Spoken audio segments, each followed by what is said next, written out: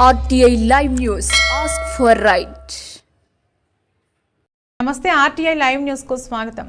కొమరం భీం జిల్లా సిర్పూర్ టీ మండల రైతు వేదికలో మండల అభివృద్ధి అధికారి రాజేశ్వర్ అధ్యక్షతన ఏర్పాటు చేసిన ప్రజా సదస్సులో లబ్ధిదారులకు కళ్యాణ లక్ష్మి చెక్కుల పంపిణీ, తెలంగాణ రాష్ట్ర కాంగ్రెస్ ప్రభుత్వం ప్రవేశపెట్టిన 6 గ్యారంటీ పథకాల పర్యవేక్షణ కార్యక్రమంలో ముఖ్య అతిథులుగా ఇన్ఛార్జ్ జిల్లా జడ్పీ చైర్మన్ కోనేరు కృష్ణారావు, ఎమ్మెల్యే పాల్వై హరీష్ రావు పాల్గొని మాట్లాడుతూ ప్రజాప్రతినిధులు, మండలం, గ్రామస్థాయి అధికారులు అంతా కలిసి సమిష్టి కృషితో ప్రణాళికబద్ధంగా అభివృద్ధి చేద్దామని, Chillapalli road, Vempalli bridge, bus stand నిర్మించి పోడు భూముల సమస్యలు పరిష్కరిస్తామని అన్నారు.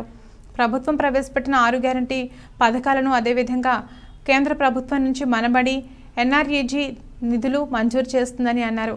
అనంతరం కళ్యాణ లక్ష్మి చెక్కులను పంపిణీ చేశారు.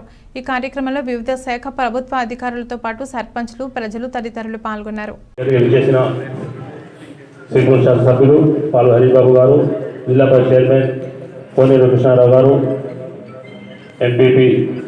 జెడ్పీటీసీ, ఎంపీటీసీలు, సర్పంచ్లు, అధికారులు, అనధికారులు అందరికీ నా నమస్కారాలు. ఈ ప్రజాపాలన కార్యక్రమంలో భాగంగా ఈరోజు ఈ నూతనంగా ఎన్నికైన ఎమ్మెల్యే గారు, చైర్మన్ గారు ఇద్దరు రావడం జరిగింది. ఇప్పుడు మిత్రులు చెప్పినట్టు ప్రజాపాలన ఈ కార్యక్రమంలో చాలా అపోహలు ఉన్నాయి. ఆ అపోహలని అధికారులు ప్రజలకు కరెక్ట్ జవాబు చెప్పాలని, ఎందుకంటే ఇక్కడ ఉన్న సిబ్బంది కూడా వారికి పూర్తిగా అవగాహన లేదు. ఎందుకంటే పైన మీరు చెప్పింది వాళ్ళు వింటారు. ఎందుకంటే తప్పులు ఉంటే తప్పులు సరిదిద్దండి. ఇప్పుడు మిత్రులు ఎంపీటీసీ మన మంగిలా చెప్పినట్టు, ఎందుకంటే ఒకసారి తప్పులు చేస్తే మళ్ళీ మనకి క్యాన్సల్ అయిపోతే రాకపోతే ఇబ్బంది అవుతుంది. ఒకసారి రేషన్ కార్డు రాకపోతే వాని బాధ వాని తెలుసు. అరే ప్రతిదానికి లింక్ ఉంది. ఇప్పుడు మనం ఏంటంటే చెప్పేది ఏంటంటే రేషన్ కార్డు దేనికి లింక్ పెట్టద్దని అసెంబ్లీలో చెప్తారు. మన ఇంటర్ రాజేందర్ గారు గతం చెప్పారు, ఫుడ్ సెక్యూరిటీ కార్డు అనేది దేనికి లింక్ పెట్టదని. ఇప్పుడు ప్రతిదానికి లింక్ ఉంది. అందుకే దయచేసి ఇక్కడ పనిచేసే సిబ్బంది కరెక్ట్గా చూడండి. అప్లికేషన్ తప్పులు చేస్తే ఆ తప్పులు సరిదిద్దండి. అవసరం బట్టి అప్లికేషన్ ఇంకోసారి తీసుకొని చేయండి. కానీ ఏ ఒక్క కార్డు కూడా ఇదైతే మనకి ఎంత బాధ అవుతుంది, తర్వాత బాధపడుతుంది. అందుకే దయచేసి మీరు చేయాలని టీసీలుగా సోహెల్ గారు మాట్లాడాల్సిన కాంగ్రెస్ ప్రభుత్వం ద్వారా అభయహస్తం గ్రామ సభకి కళ్యాణ లక్ష్మి చెవులు పొందడానికి ముఖ్య అతిథిగా వచ్చేసిన సిటీ శాసనసభ్యులు డాక్టర్ పాట అనిల్ బాబు గారు, జిల్లా పరిషత్ చైర్మన్ కుమార్ గుల్లప్ప గారు, సిర్పూర్ సర్పంచ్ గారు, ఎంపీటీ గారు, నాగపూర్ ఎంపీటీసీలు, సర్పంచ్లు,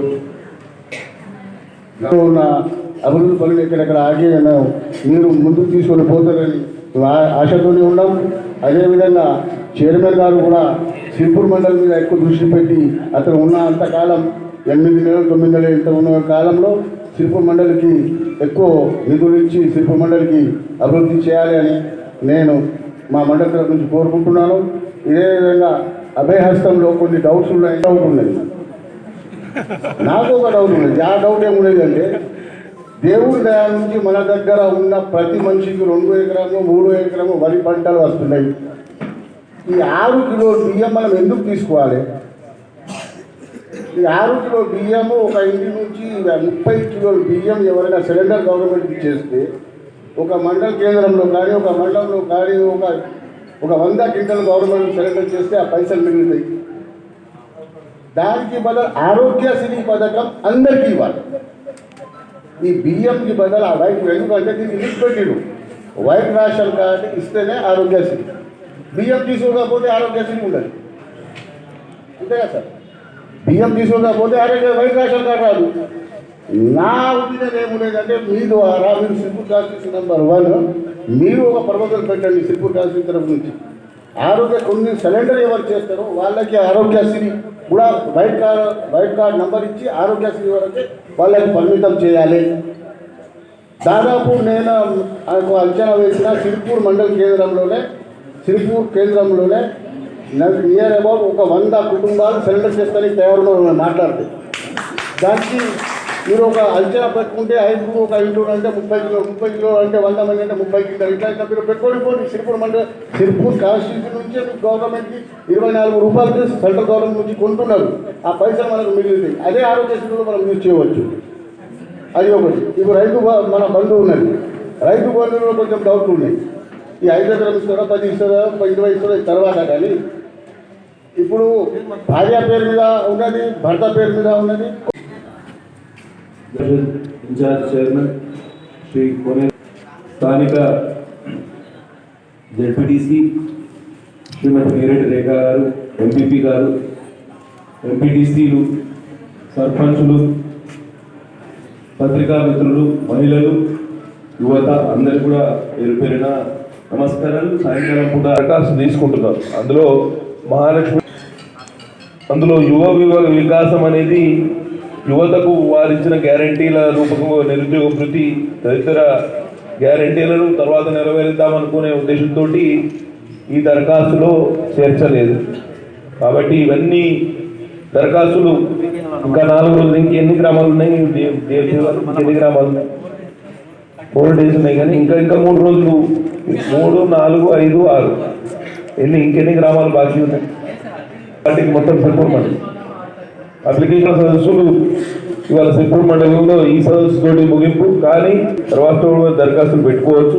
ఎవరు కూడా అధైర్యపడాల్సిన అవసరం లేదు. ప్రభుత్వం అందిద్దామనుకున్న గ్యారంటీ పథకాలు, 6 గ్యారంటీల పథకాలు తప్పకుండా ప్రజలకు చేర్చే విధంగా ఒక ప్రణాళిక రచిద్దాం. ఇవన్నీ కాకుండా సిరిపూర్లో చాలా సమస్యలు, ఎక్కడ వేసిన గొంగలి అక్కడనే ఉన్నది. చాలా పురాతన గ్రామం, 1000 సంవత్సరాల చరిత్ర గల ఊరిది. కానీ ఒకప్పుడు నిజాం రాజ్యంలోనే తహసీల్గా వెలుగొందిన ఈ ప్రాంతం ఇవాళ చాలా వెనుకబడ్డది. కనీసం బస్ స్టాండ్కు నోచుకోలేదు. అభివృద్ధికి చాలా ఆమడ దూరంగా ఉన్నది. సిరిపూర్ నుంచి మాలిని వెళ్ళే రోడ్డు ఇంకా అసంపూర్తిగానే ఉన్నది ఫారెస్ట్ క్లియరెన్స్ వలన. తర్వాత ఇటుకలపాడు రోడ్ అట్లనే ఉన్నది. ఇటుకలపాడులో చాలా పోటు సమస్య ఉన్నది. నవగాం సాయిబాబా మందిరం వరకు రోడ్డు కావాలని మొన్న మేము జాతరకు పోతే వారు మాకు అర్జీ పెట్టడం జరిగింది. ఇక్కడ రైల్వే ఓవర్ బ్రిడ్జ్ ఏదైతే కాగజ్నగర్ సిరిపూర్ మధ్యలో ఉన్నదో చాలా పుష్కర మనం 12 ఏళ్ళకు ఒకసారి పుష్కరాలు చేస్తాం నదికి. అట్లనే ఈ బ్రిడ్జ్ కూడా పుష్కరాలు చేయాల్సిన పరిస్థితి. 2 నెలల్లో ఈ సమస్యల పరిష్కారం కనుగొంటాం. రైల్వే డిఆర్ఎం గారితో మాట్లాడడం జరిగింది. ఫిబ్రవరి ఆఖరి వరకు ఈ గడ్డర్లు ఆల్రెడీ తయారైనాయి.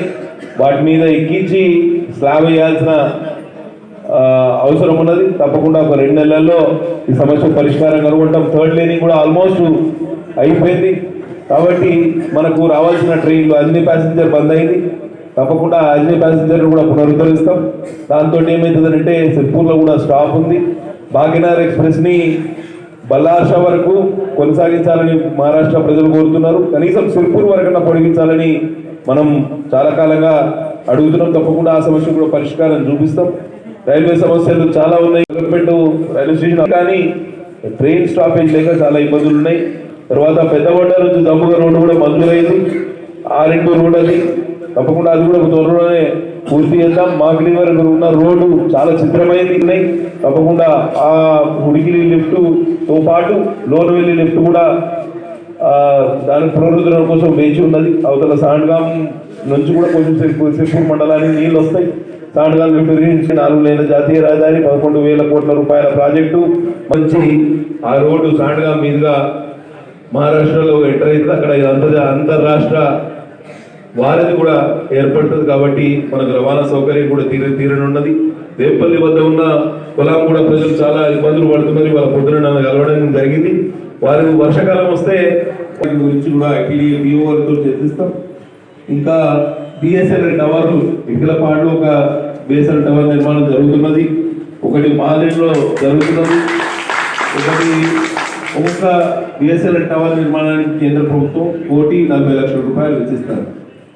మెట్పల్లిలో ఒక బిఎస్ఎన్ఎల్ టవర్, వెంకట్రావుపేటలో ఒకటి, ఇట్లా 5 టవర్ల నిర్మాణం సిరిపూర్ మండలంలో జరుగుతున్నది. దాంతో కనెక్టివిటీ, ఇంటర్నెట్ సౌకర్యం కూడా మెరుగుపడుతుంది. ఒక పంచవర్ష ప్రణాళిక ద్వారా అంటే 5 సంవత్సరాల్లో సిరిపూర్ మండలంలో ఈ డెవలప్మెంట్ కావాలని మీరు ఒక ఆలోచన ప్రకారం ఒక పత్రికా విలేకరులు కూడా మాకు సహకరించాలి.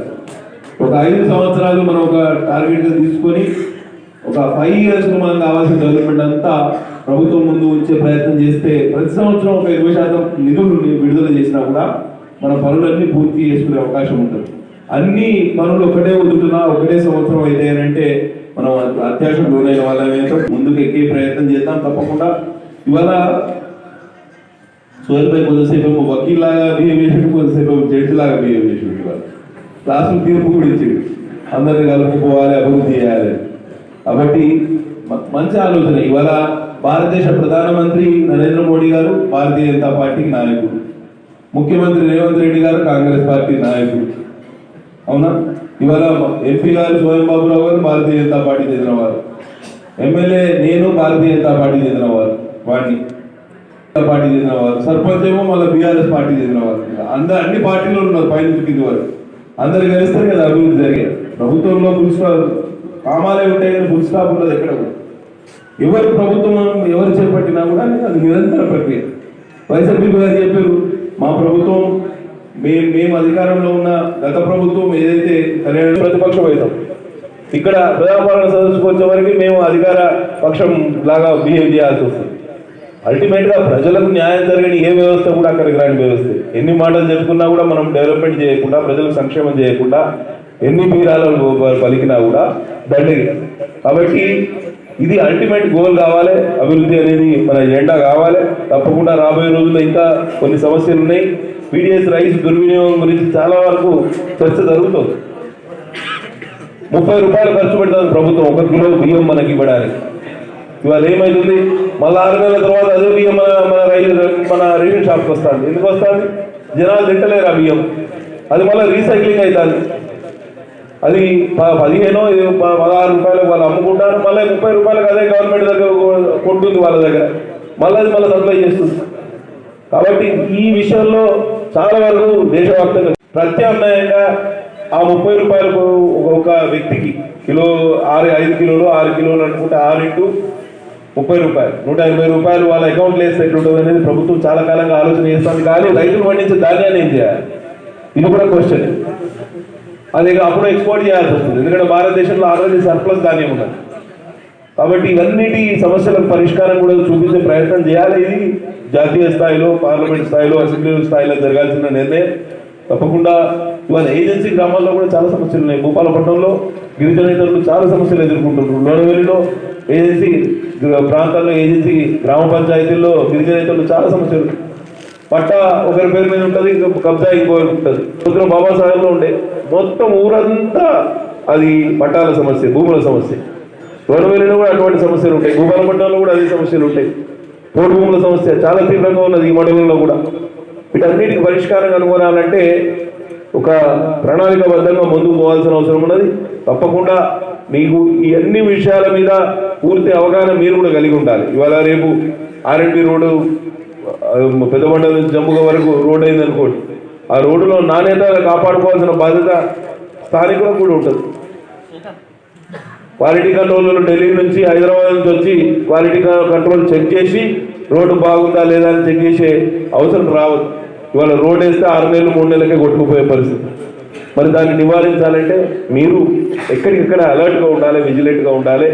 అభివృద్ధిలో మీరందరూ కూడా భాగస్వాములు కావాలి. తప్పకుండా కేంద్రం ఇవాళ నిధులు ఇవ్వడానికి సిద్ధంగా ఉన్నది. జాతీయ రహదారి అయితే పూర్తిగా national highway authority of India NHAI కేంద్ర ప్రభుత్వ సంస్థ ఇంప్లిమెంటేషన్ ద్వారా ఇవ్వాలి. ఇప్పుడు NREGS రాష్ట్ర ప్రభుత్వానికి ఇవ్వాలి. తర్వాత లెఫ్ట్ వింగ్ ఎక్స్ట్రీమిజం, నక్సల్ ప్రభావిత ప్రాంతాలకు అభివృద్ధి నిధులు రాష్ట్ర ప్రభుత్వానికి ఇవ్వాలి. అట్లనే మన ఊరు మన బడికి ఏదైతే కేంద్రం ఇస్తుందో అది కూడా రాష్ట్ర ప్రభుత్వం ద్వారానే ఇవ్వాలి.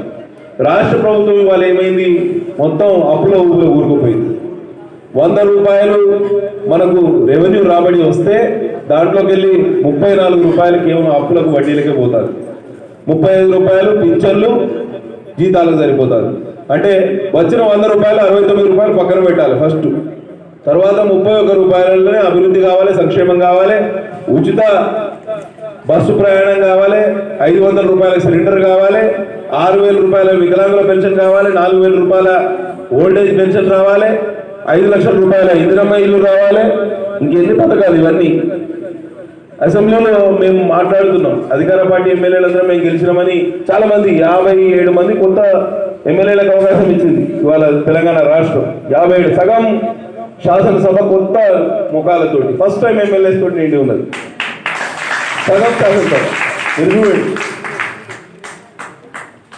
కాంగ్రెస్ లో ఉన్న అధికార పార్టీ ఎమ్మెల్యేలు సంతోషపడతా ఉంటే మేము పక్క నుండి గతంలో మేము కాంగ్రెస్ లో పనిచేసిన వాళ్ళందరూ మాకు తెలిసిన వాళ్ళే కాబట్టి ఏదో లాబీలో చిట్చాట్లో చాలా మాకైతే చాలా రంది అవుతుంది. ఎందుకంటే ఈ అభివృద్ధిలో ఏమైనా ఇంత ఎక్స్పెక్టేషన్స్ లో ప్రజలు చాలా ఆకాంక్షలతో కూడి ఉన్నారు. దాంతో ఈ ప్రభుత్వాన్ని మార్చే ప్రక్రియకు శ్రీకారం చుట్టారు. కొనసాగింపుకు శ్రీకారం, ఒకవేళ ప్రభుత్వాన్ని కొనసాగించాలంటే అంత పెద్ద ఎక్స్పెక్టేషన్స్ ఉంటాయి, అంత పెద్ద ఆశలు ఉంటాయి.